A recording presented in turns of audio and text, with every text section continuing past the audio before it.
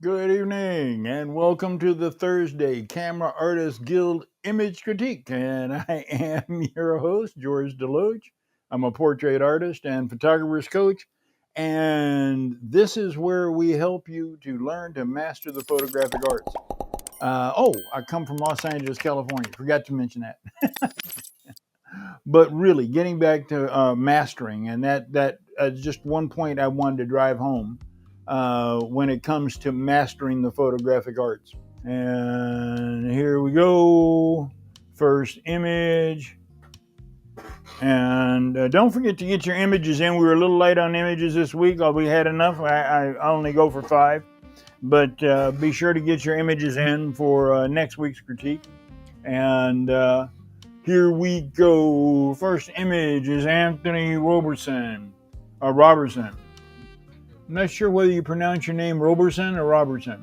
However, Anthony, this is a great image, but there's a couple of areas there that I want to point out to you. Now, I love the background, foreground, or background, midground, background subject separation. That small amount of light or fill that you're using back here in the back. This is the same general technique that Rembrandt used. I've used it all my career, and I love it. And what it does is it adds a third dimension to the image. Now you're dealing with a two-dimensional image. It's got height and it's got width, but it's got no depth. So depth is implied, and we imply depth through different compositional techniques. And this is one of them where you put a small fade in there. You do have some of your kicker coming in here to the side. Maybe you could tune that up a little bit. It's not that important. The main thing is the light height. Now, your light height here is coming in just a little bit on the high side. And the reason why I'm saying it's on the high side is that you really don't see any catch lights in the eye. The eyes have gone blank. And it would really do. Now, there's a bit of a catch light right there, but a catch light, I like to place that catch light just a little bit beneath the eyelid. Now, I don't know whether you're using a grid or not. I think you are. But I would be using a grid system and then lower that light just a little bit. Now, another way to tell how high the light is and whether it works or not, besides the shadows under the eye, is this is basically a what they call a butterfly lighting technique.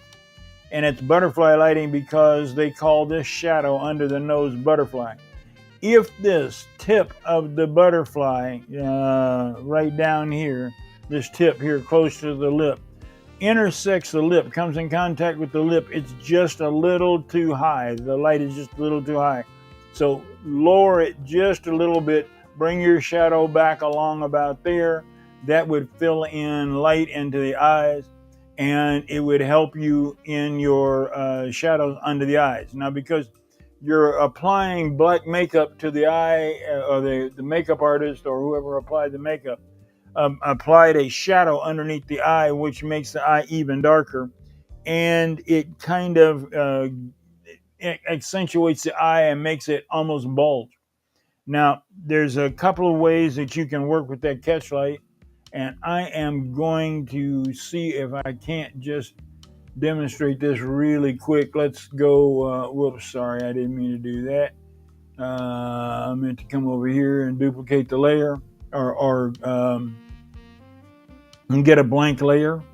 And I'm going to come up here to my brushes, and I'm going to look for one of these odd size brushes, something along in this general shape. I'm going to make sure my white is selected. I'm going to shrink the size of, let's see here, for some reason it's not shrinking the way it should. There we go. Okay. Is it gonna give it to me now? Yeah. There we go. Let's take it.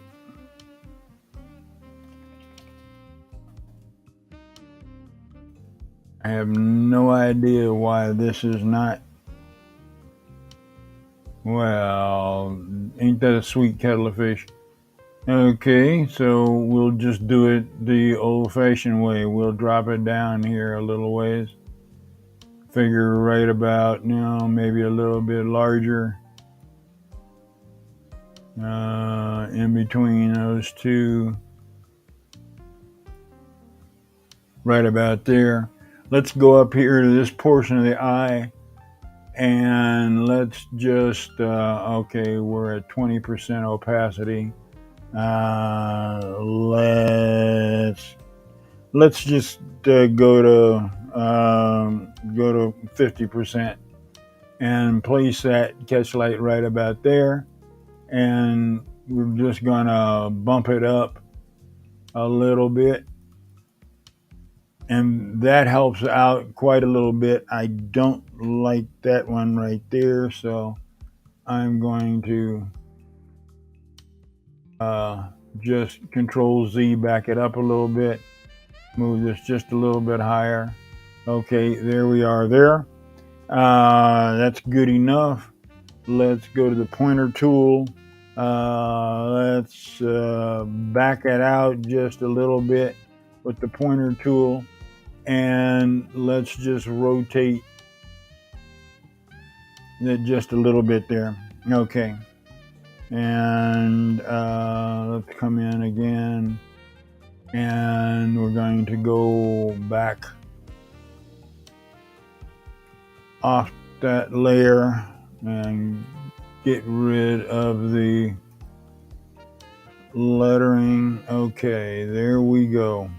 We've just added a little catch light to each eye, which sparks the image quite a little bit. Now, I would have to play with it a little bit more. If it's a bit too bright, then all you'll need to do is come up here and there we go. Select that layer. Whoops. Select and go to your opacity slider. Slide it all the way down. They disappear. Let's bring it back up. Back up, back up, back up, right about there. There we go. We don't, and that gives you just the catch lights, and that pops that off. Now the circle under the eye, I think you could probably doll that up just a little bit. Let's add another layer. Let's convert that layer to overlay, and let's get another brush. But now we're gonna switch that. Now we got a brush tool, Control B. Well, I'll tell you, it's not behaving for me today. I don't know why my shortcuts aren't popping. We go to our brush tool. Let's go back to a soft edge brush. No. There we go. Soft edge round brush. There we are. Okay, and let's see, will it increase? It won't increase or it won't decrease. Well, I will be. Let's just raise it a little size-wise. Yeah, about there. Let's put it an opacity of 10%. So we run in, boy, I'll tell you, it's really acting up on me today. For some reason, it's not cooperating. There we go. It's going 10%. We're at 10%. And we're white brush. We're soft edge brush. Enlarge this just a little bit.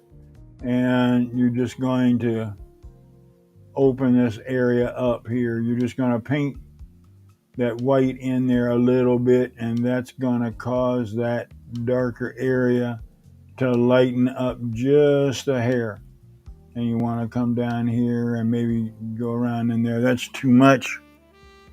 Control Z, move it back out. Okay, that should give you just a little bit on the eye. There's that and there's that. Now, the final thing would be to pop up the irises, and I will show you that at another time. I don't want to spend too much time on this one image, but this ought to give you an idea of some of the things that you can do to pick the image up. But if you lower that light source at the time of capture, it will make all the difference in the world. Okay, Rob, Tony, Anthony. Wow. Thanks, man. You're looking good. You do really good work, brother. I'm glad to see your stuff. Okay, Willie Demetrius Richardson. Looks like Baywatch up there. Interesting shot. The whole lifeguard shot, the Baywatch routine. You are adding some artificial light in there, and this is a difficult photograph to pull off because you are shooting up at someone. You can't get your light source high enough to really illuminate them the way they need to be illuminated. And you're at that time of day when the light is just beginning to fade away. But all in all, it's a good image. You are able to capture a mood and tell a narrative, and it's exposed properly. Skin tones look good, and we get the idea. So, very good.